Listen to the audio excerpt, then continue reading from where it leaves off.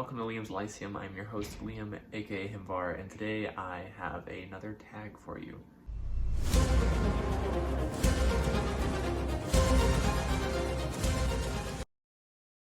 This is a slightly different setting.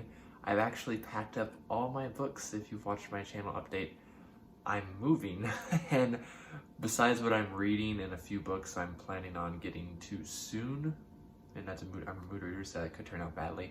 Everything else is packed up.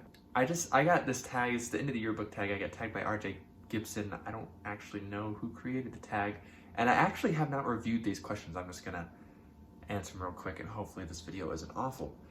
But anyways, let's get right into it. So my favorite book of the year. I feel like this is gonna spoil, or maybe be a good prelude to my top 10 reads of the year, which I will also be uploading here soon. But my favorite read of the year so far has been The Book of the New Sun by Gene Wolfe. I've only read the first 2 parts. I've been planning to read part 3 this month, but I don't know if I'll get to it. So, I'm gonna leave it at that for now though. And then your favorite series that you started this year but has not finished. Book of the New Sun by Gene Wolfe.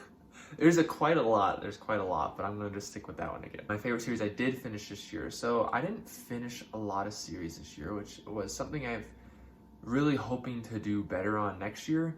And so one series I started and finished this year would be Memory, Sorrow, and Thorn by Tad Williams. And of course, I haven't made any videos for that. That was early this year.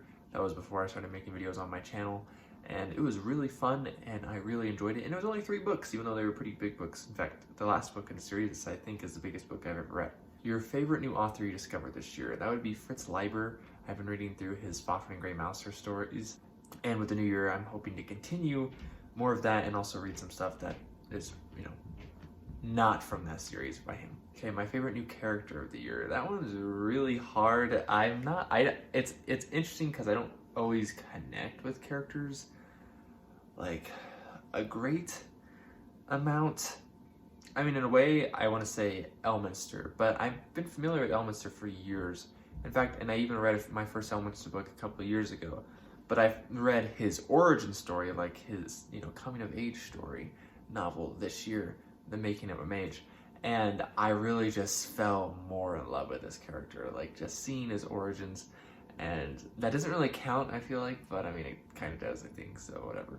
My favorite new release of the year. I don't read new books all that often, or at least not lately. I'm trying to think of what I even read this year that came out this year. And I don't know if I've read any, at all, actually. So, there has to be a book I read, right, that was new.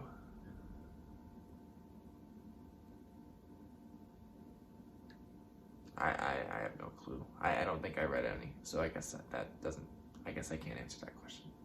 My favorite reread of the year, that would be The Hobbit. That's Tolkien generally is about the only person I reread books from, and I read it recently. It was actually an audiobook listen, because he's also one of the only few people I can easily listen to an audiobook.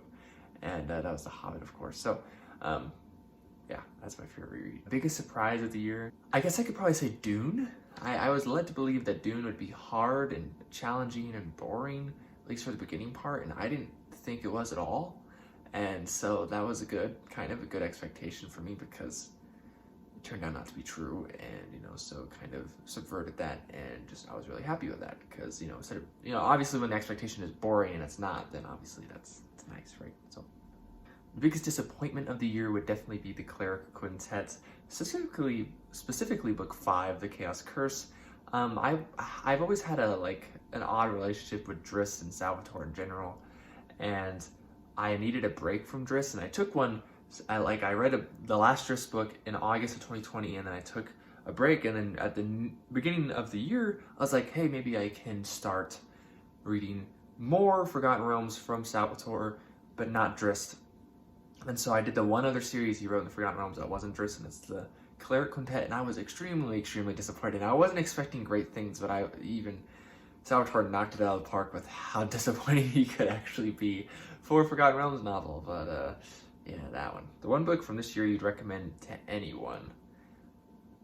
That's really tough, because it's so hard to know what people would like, and while I think something's amazing, I know some things should not be recommended, whether that's like just a style, like an age thing, what they're going through, what they're ready for. So, I mean, I think one thing that would probably generally be, regardless of age, of what you generally like to read, and like it's really easy to read, would be Legend by David Gemmell.